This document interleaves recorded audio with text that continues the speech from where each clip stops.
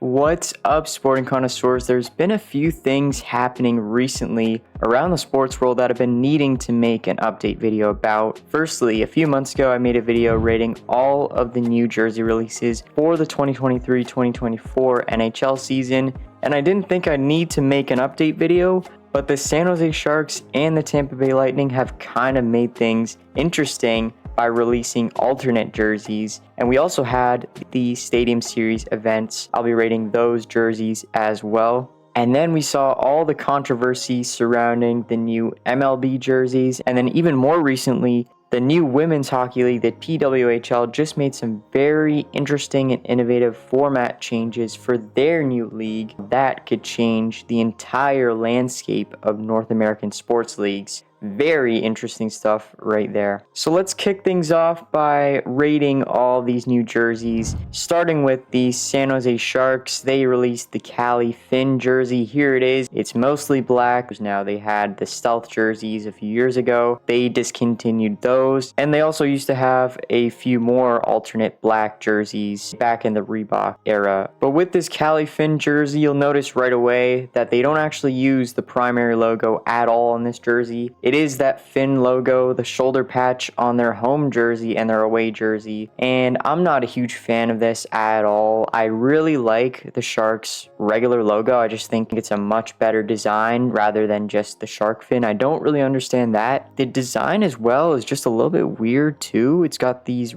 ocean waves rippling, kind of like a gradient on the arms and also below the waistband. And look, it is an interesting design, but it's just not for me. And also, let's just say you remove those weird gradient designs from the jersey. It's such a simple jersey. It's not a creative jersey at all. I'm going to give this release a 4 out of 10. They could have done just so much better. Moving on to the Tampa Bay Lightning, who released their third jersey. And in contrast to the San Jose Sharks one that we just saw, this one is a lot nicer. It is a lot more cool, a lot more unique. The logo, I really like how they used that full Tampa Bay Lightning Hockey Club logo. I just think that adds a lot to it. Yeah, it's a circular design. I'm not a huge fan of the logo itself, but it just pairs really well with this jersey. I also really like the stripes on this jersey. It fits a lot better with the design than the San Jose jersey. And along with that, the uniform is pretty good too. And I just think overall this complements the home and away set really nicely, but it's nice that they reintroduced the black. The fans have been asking for it, and I think they really delivered really well. It's going to get an 8 out of 10 for me. I like this one a lot. Great job, great release by the Tampa Bay Lightning. It's going to be great to see this for the next 3 years. So now for the Stadium Series jerseys, we had 2 separate games at MetLife Stadium happen. Flyers versus the Devils first off, and then the next day we had the Rangers taking on the Islanders. First of all, the Flyers, you have this nice white design with the big flying P logo in front. That's a nice jersey. I really like that. The color combination, the orange, the white, and then you got the black snuck in there. That's a really nice design. I like how the numbers are on the shoulders. They look really good in orange there. And what's interesting about these is the nameplate on the back. So the black detail that you see on the arms actually transitions to the back of the jersey and becomes the nameplate. That is an excellent innovation there. I really like that a lot. Obviously, the Flyers are unique in the NHL for having the black nameplate in the first place, and I think it really just works out super well. For the Flyers, this has to be an 8.5 out of 10. Just overall, it's really put together. I love the colors, love the contrast. Moving on to the Devils Stadium Series design, they went with a brand new logo. It's an all black, kind of monochromatic logo, and I'm not a huge fan of it. It's really just there's not enough white. I just don't think it's a nice design having just 2 really dark colors. They don't contrast well with each other. I wouldn't say this is a horrible jersey. It just doesn't work for me. The shoulder yokes especially, it's so blocky. I don't understand why they have this big shoulder yoke on top. It just looks horrible. I'm gonna give it a 5 out of 10. I do think the creativity is there, but I just think they missed out. They just missed in terms of the design. It's not their best effort. Moving on to the second matchup of the Stadium Series, Rangers versus Islanders. Let's start off with the worst jersey here. It's the Islanders. This is horrible. First of all, you don't even use a logo on your jersey. To me, that's just insane to have Isles as your logo. It just comes to a point where it's just not nice to not have a logo at all and to just have Isles on the front. Plus, there's no stylistic component to it. It's just block letters. It lacks creativity. It's such a lazy design. And again, the colors aren't great at all. I'm going to give this a 2 out of 10. Everything about this jersey kind of sucks, especially watching it on TV. Moving on to the Rangers though, this Rangers jersey is so nice. I understand it's the NYR. People aren't going to like the word mark. But the difference here is the word mark is actually artistic. It's actually styled in a way that looks good. It has creativity, has pops of color. The red, the blue background on a white jersey. This is so nice. Also, the striping, the color pattern on the arms, it fits super well. A very unique design for the Rangers. Normally, they wouldn't try something as new as this or as modern as this.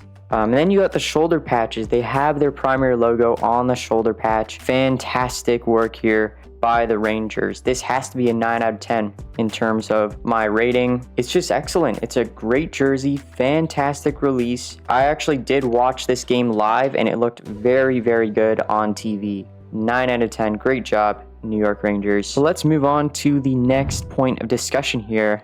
Now, with these new MLB jerseys coming out for the 2024 season, it is kind of an unfortunate reality for the MLB, and here's why. Firstly, let's look at some images here comparing the 2023 jerseys from last season to the new 2024 version. And instantly you could see the letters are smaller, the numbers are a bit smaller and a bit different as well. They're also stitched onto the jersey differently. And fans and players, they've seen this, they've seen these images. They are not happy with the way they look. The players as well have been complaining.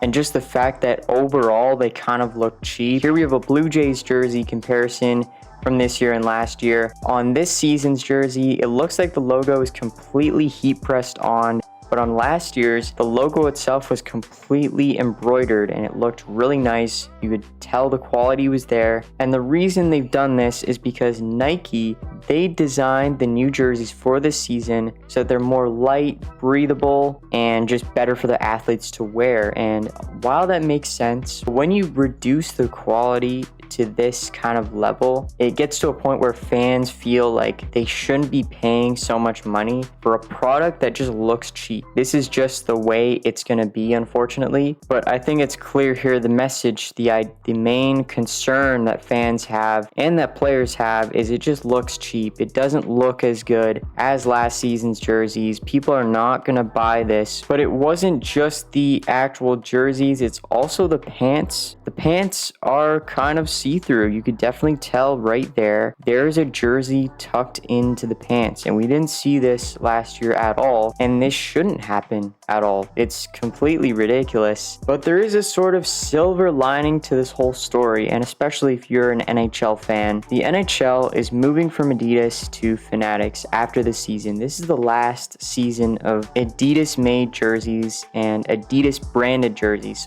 And yes, these MLB jerseys are manufactured by Fanatics, the same company that's going to make the NHL jerseys starting next season. But an important detail is that these new MLB jerseys are designed by Nike using their technology, and it was their decision to go to this new kind of fabric, this more lightweight, breathable, whatever material. That was Nike's decision and not Fanatics' decision, and that is why I'm pretty sure the NHL shouldn't be affected, because people are seeing this and they're kind of concerned, like, with the future of the NHL. Will they be able to still buy their favorite team's jerseys in the future and have it look really good? Because we've seen with the Adidas jerseys, the quality is really nice, especially with the prime green jerseys. All of that has been amazing. Adidas has done a great job designing them. And it's just nice that at least for now, there aren't any signs that this will translate to the NHL jerseys. But now moving gears to another story, the The PWHL, the new women's hockey league that just got established, they just announced their 2024 playoff format and draft order selection process. So let's take a look at this post real quick. The top 4 teams in regular season standings qualify for the playoffs. Great. Now this is an important detail right here. The first place team will have a 24-hour window to select its semifinal opponent. This is awesome. And then next, now for the 2024 draft.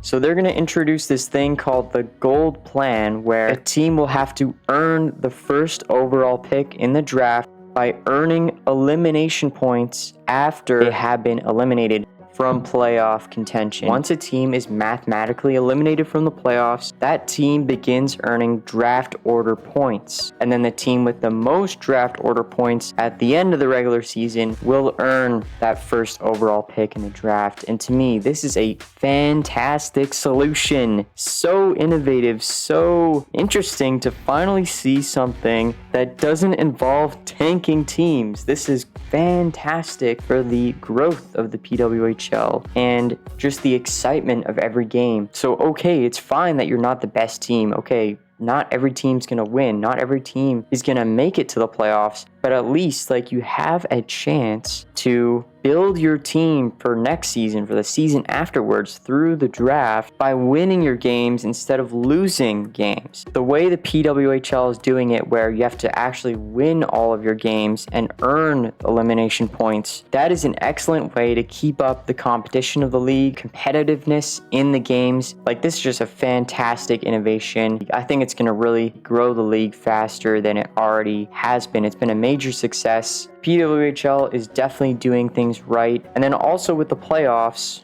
it's really interesting how the #1 overall team can actually select their opponent. And I think this is a cool situation because let's say you just want to face a team that you've been good against all year. This allows you to do that. And I think that is really cool. It adds a lot of dynamics to the league that we haven't seen before in any other professional sports league. And this could be something where the PWHL is actually going to influence more rules and format changes in other leagues. So we're going to see how this will affect things. This is just excellent for sports in general, and it's great that it's being done by the new women's league. So that's going to end this video though. If you did enjoy it, please subscribe to my channel. Definitely don't forget to drop a like on this video as well. And leave a comment with your thoughts down below. Anyways, I hope you had a fantastic day. I will see you in the next one.